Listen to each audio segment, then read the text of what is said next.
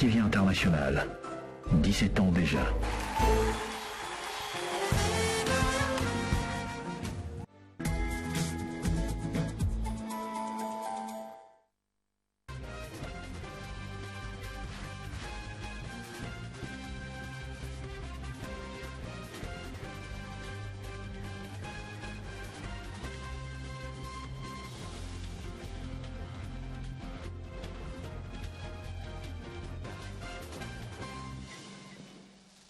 Bienvenue à tous et merci de nous rejoindre sur RTV. Voici les titres de cette édition.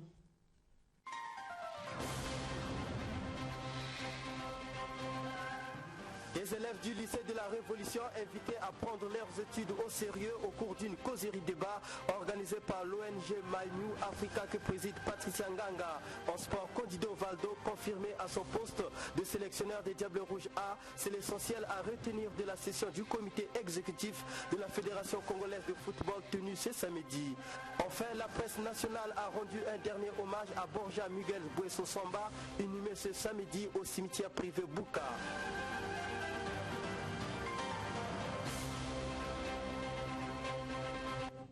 On commence par cette information. Le directeur central en charge de la répression des fraudes commerciales à la Direction générale de la concurrence et de la répression des fraudes commerciales, Florian Nikes-Voulaleya, faisant application des textes réglementaires, a procédé au cours d'une mission de contrôle de routine ce samedi au retrait et à la destruction des bouteilles de boissons importées frauduleusement. Théodore Balossa, Gervais Mbouaka.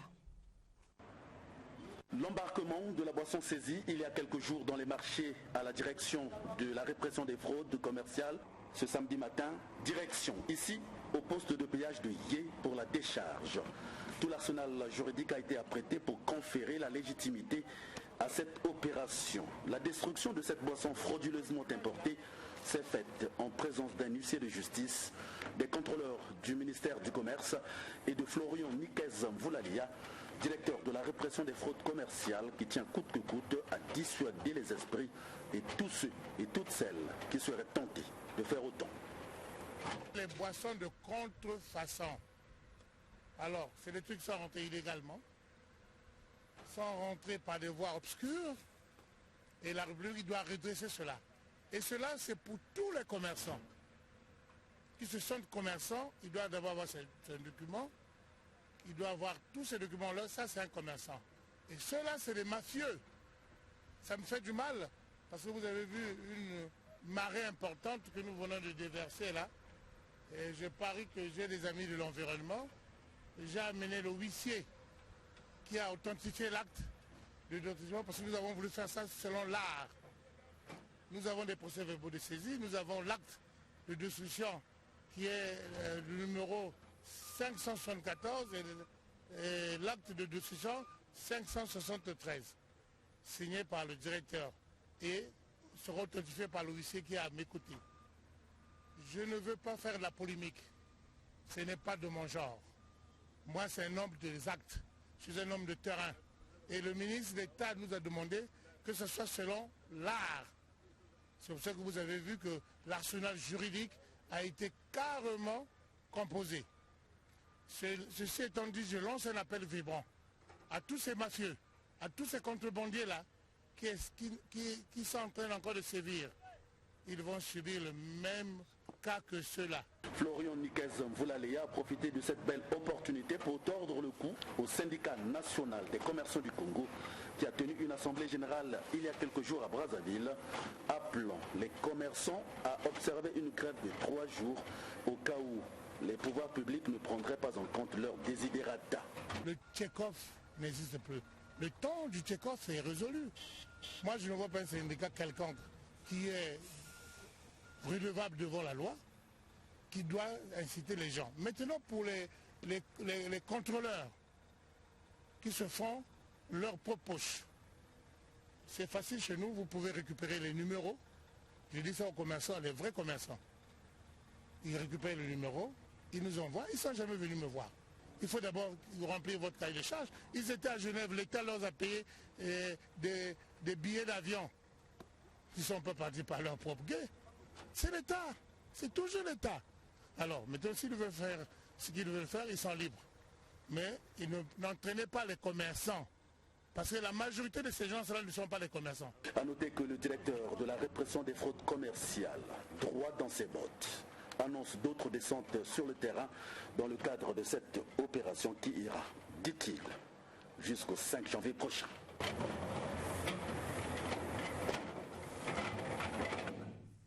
En éducation, initiée par l'ONG My New Africa, conformément à sa feuille de route, les séries de descente de mise en œuvre du programme de sensibilisation des élèves à une meilleure prise de conscience et de responsabilité au sein des établissements scolaires ont été clôturées ce samedi au lycée de la Révolution en présence de Jean-Pierre Mbenga, directeur des examens et concours de l'enseignement général.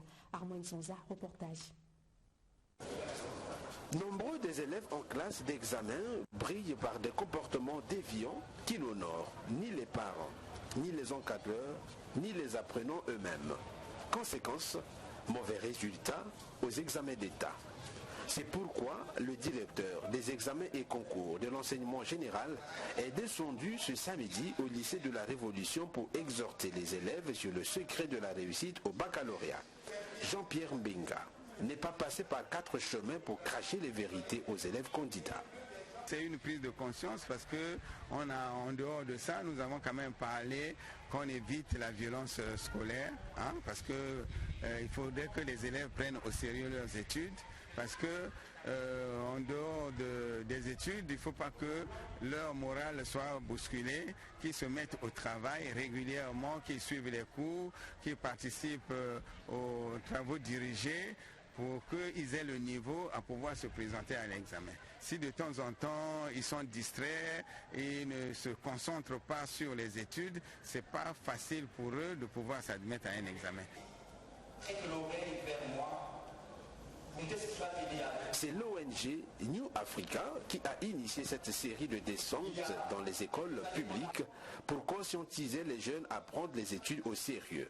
Sa présidente, Patricia Julikael Mazuka Nganga, s'est même servie de son propre témoignage, bien que vivant avec handicap, pour atteindre les sensibilités. Nous avons pensé initier cette conférence de conscientisation des élèves dans les établissements en vue de les emmener à prendre au sérieux leurs études, en vue de les emmener à être responsables, afin que demain, qu'ils soient capables, comme nous l'avons dit, de prendre, de faire face aux défis du développement de notre pays. Ainsi, notre vision est de faire à ce que cette jeunesse, d'œuvrer pour une jeunesse responsable, une jeunesse compétente, une jeunesse partisane de l'excellence. Même dans la difficulté, on peut réussir. Que les échecs soient pour nous des opportunités de succès, ayant le dessus sur la peur, la paresse et la négligence. D'autres témoignages sur le secret de la réussite à l'école ont été donnés par les experts en éducation. Les élèves de leur côté ont promis mettre ces conseils en pratique pour redresser la pente. On veut avoir le bac, mais on ne veut pas travailler. On veut être promis dans une salle quelconque, mais on ne veut pas fournir des efforts qui pourront faire à ce que nous soyons sur ces normes d'être premiers du vouloir. Le vouloir, ce n'est pas aussi souvent le pouvoir. Le vouloir doit aussi être accompagné par des sacrifices personnels. En voyant les parcours des conférenciers, de la directrice, en voyant le parcours du monsieur Abdoul, le coach Abdoul, en voyant le parcours du monsieur Ledec, j'ai compris que non, pour réussir, il faut être aussi courageuse. Il faut aussi s'appliquer au niveau du travail. Ce n'est pas parce que tu prépares le bac, on dit que le bac se prépare dès le premier jour. Quand tu te laisses conduire par les amis, par d'autres événements, du coup, quand on affiche que tu n'es pas admis, ne regrette pas parce que tu n'as pas appliqué le travail, tu n'as pas travaillé. L'enjeu de cette causerie débat, c'est de pousser les élèves à faire preuve de civisme en milieu scolaire.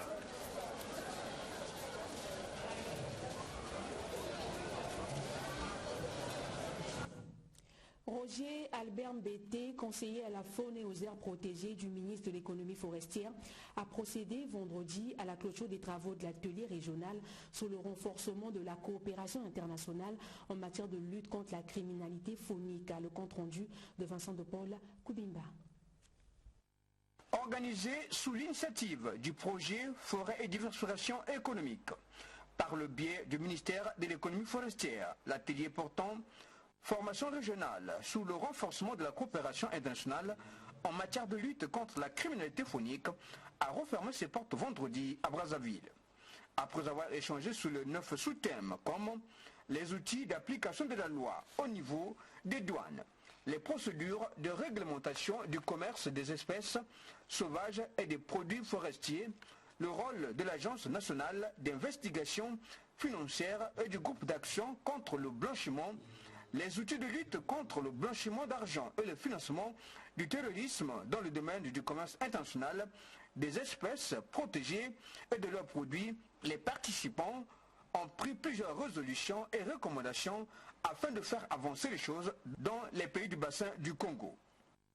L'examen du plan de travail multi-pays a permis de faire des amendements au niveau des axes stratégiques, des activités et des indicateurs. 3 axes stratégiques ont été retenus.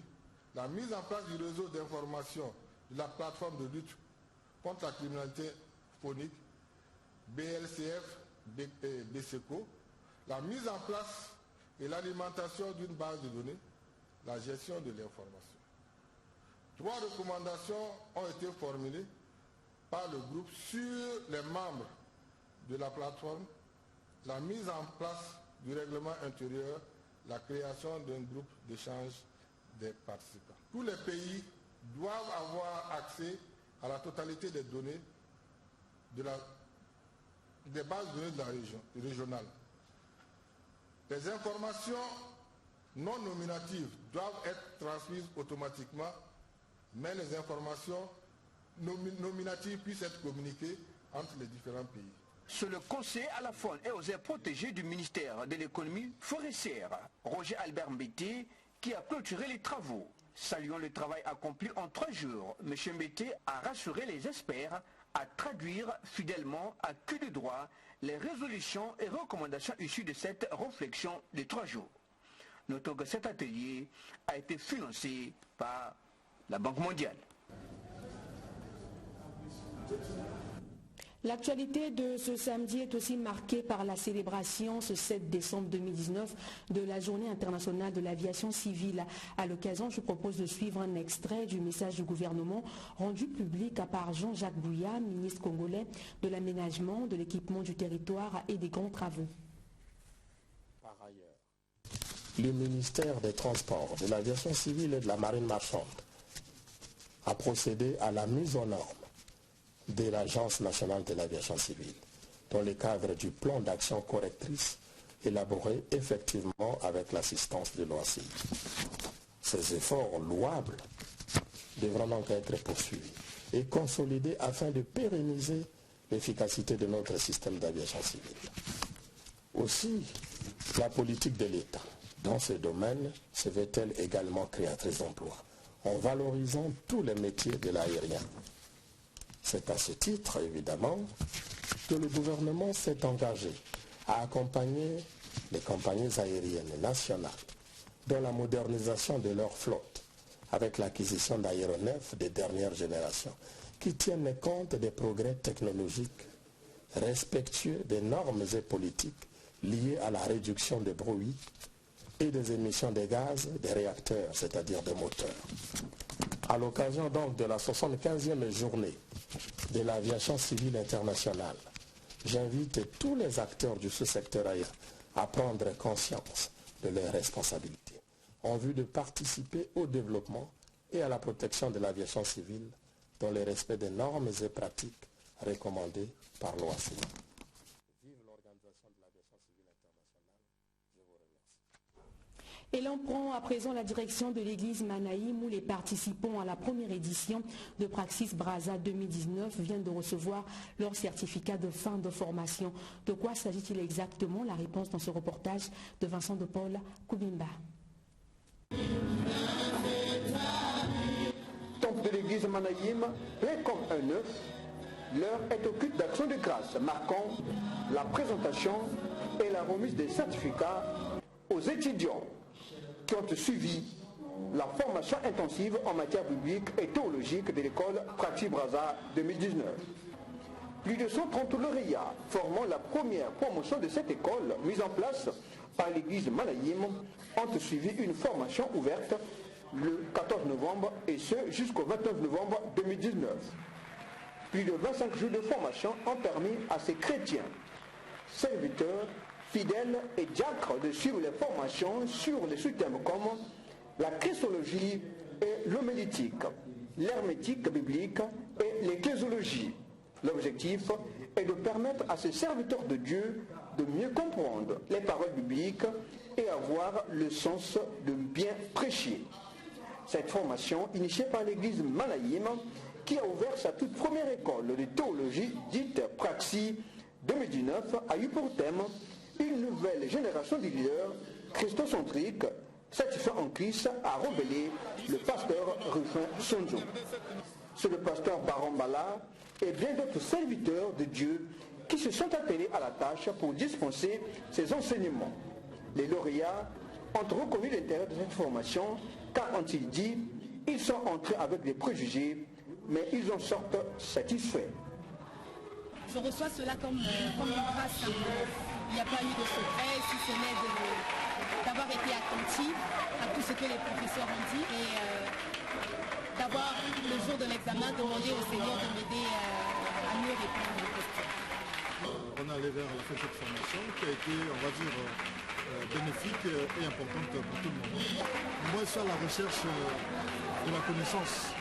Je suis à la quête de la vérité. Il n'est pas un secret pour personne que le christianisme aujourd'hui, c'est beaucoup de doctrines, c'est beaucoup de philosophie. Et donc, pour moi, Praxis a été une des étapes dans la recherche de la connaissance. S'adressant aux fidèles, lauréats et serviteurs de Dieu, le pasteur Barambala a exhorté le peuple de Dieu à réapprendre le sens de l'écriture de Dieu. Jésus n'est pas Seigneur pour ce qu'il fait, plutôt pour ce qu'il est. L'écriture ne peut être comprise sans la théologie, d'où la nécessité de cette formation et de cette école dite Praxis Brazza 2019. Rassurant les fidèles sur la pérennisation de cette œuvre utile pour l'intérêt des fidèles et de la communauté, le pasteur Barambala a présenté l'équipe dirigeante de l'école Praxis Brazza, une équipe de 12 membres coordonnée par le révérend Rufin Sonzo, après quoi chaque lauréat pouvait ainsi recevoir son certificat de formation intense. Titulaires d'un diplôme de théologie de type G1, les lauréats de cette première édition vont parfaire leurs connaissances en mars prochain à l'occasion de la 10e édition de Praxis Brazza 2020.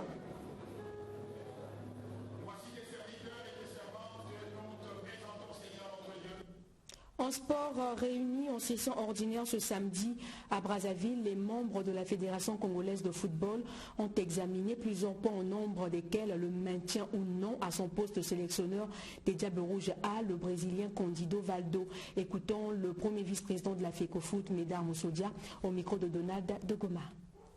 La session du comité exécutif a mis en place les encadreurs de nos équipes nationales, à savoir l'équipe A, l'équipe A', l'équipe U23, l'équipe U20, l'équipe U17.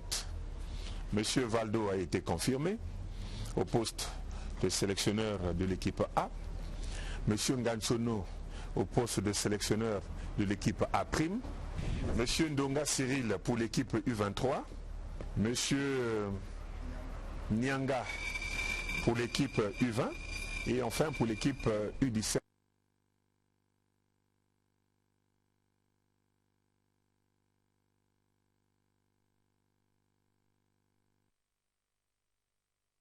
Nous a présenté un programme que nous jugeons élogieux. Le comité exécutif l'a adopté sans amendement et a donné quelques conseils aux sélectionneurs tout en lui assignant les missions que le comité exécutif lui donne, à savoir aller au moins aux demi-finales du CHAN. Pour chacun de nous, un caractère particulier. Décédé le 28 novembre dernier, le corps sans vie de Borja Miguel Samba Buesso, directeur de l'information à Télé Congo, a été porté en terre ce samedi 7 décembre au cimetière privé Bouka. Peu avant cela, le ministre de la Communication, le président du Conseil supérieur de la liberté de communication, les hommes et femmes des médias publics et privés, les amis et connaissances ainsi que sa famille biologique lui ont rendu un dernier hommage à l'esplanade du CNR-TV. Rappelons que Borja Samba quitte la terre des hommes à l'âge de 43 ans. Il laisse une veuve et 5 enfants. Vincent de Paul Koubemba.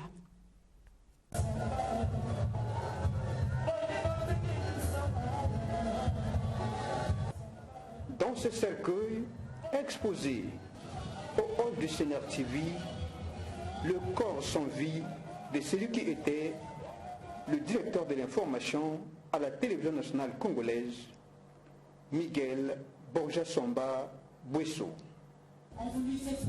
arraché tragiquement à l'affection des membres de sa famille biologique et aux membres de la corporation des médias. Ce samedi, la grande famille de la presse congolaise, membres de sa famille biologique et bien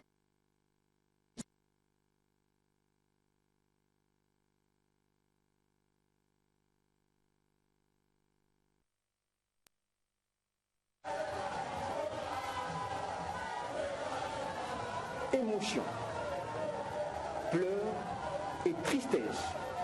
Voilà ce à quoi ont assisté les membres qui ont effectué les déplacements de CNR-TV où Miguel Borja Samba Buesso exerçait son métier de chevalier de la plume et du micro. André Ondélé, directeur général de Télé Congo, rendant public l'oraison funèbre, a reconnu le talent de celui qui a été son collaborateur à la chaîne nationale.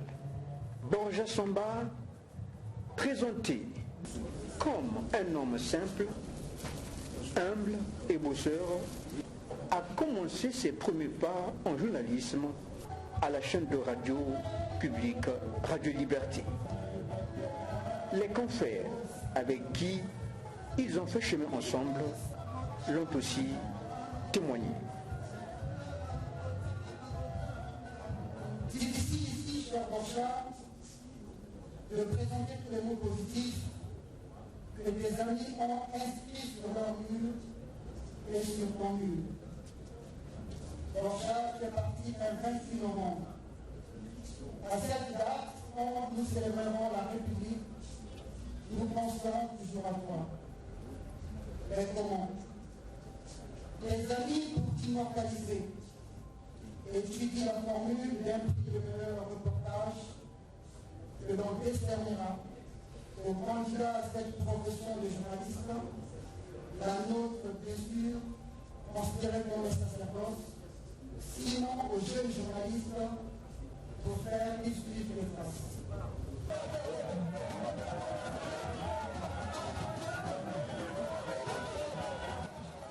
Après l'hommage du CNR-TV, la dépouille mortelle de Miguel Borja Samba a été conduite à l'église Saint-Grégoire de Massingo pour une messe de requiem. Né en 1976 à Brazzaville, Miguel Borja Samba referme sa parenthèse de vie à l'âge de 43 ans. Il a été victime d'un accident vasculaire cérébral intervenu le 25 novembre dernier. L'annonce officielle de sa mort a été faite le 28 novembre 2019, le jour où les Congolais célébraient le 61e anniversaire de la proclamation de la République. C'est au cimetière privé Bouka que Borja Miguel Samba a été porté en terre après 17 ans de leur service rendu à la nation. Il laisse 5 enfants et une veuve. Miguel Borja Samba vient ainsi d'élargir la liste des journalistes de fin, en l'occurrence Twadikiza Massanga, Maxime Djenaou Diawomba, Dani Daniel Bopassa Ngoya et Fernand Keoulou récemment. Paix à son âme.